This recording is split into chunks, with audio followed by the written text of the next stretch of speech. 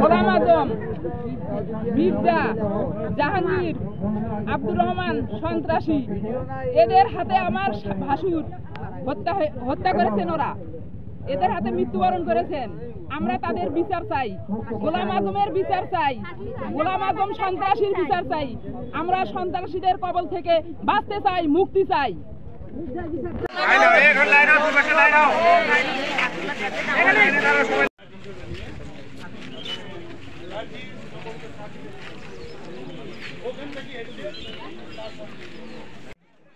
ব্রেঞ্চের মধ্যে বাজে দিলে এটা তো ঠিক হলো না।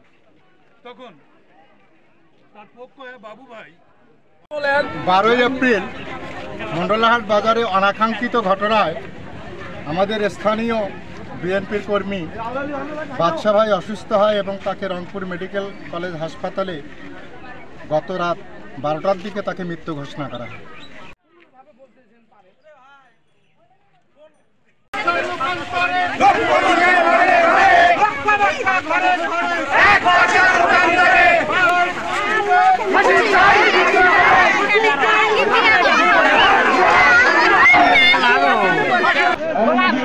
গোলাম আজম ও মির্জা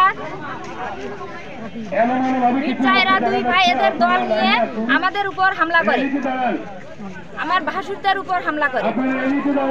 আমরা তার বিচার চাই। আমার ভাসুর আজ মৃত্যুবরণ করেছে, আমরা তার বিচার চাই।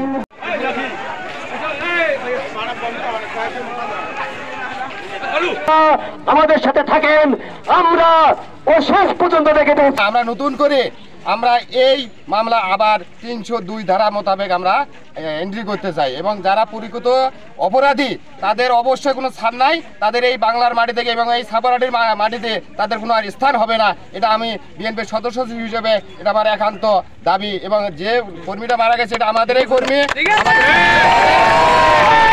দাবি করছি। এবং এই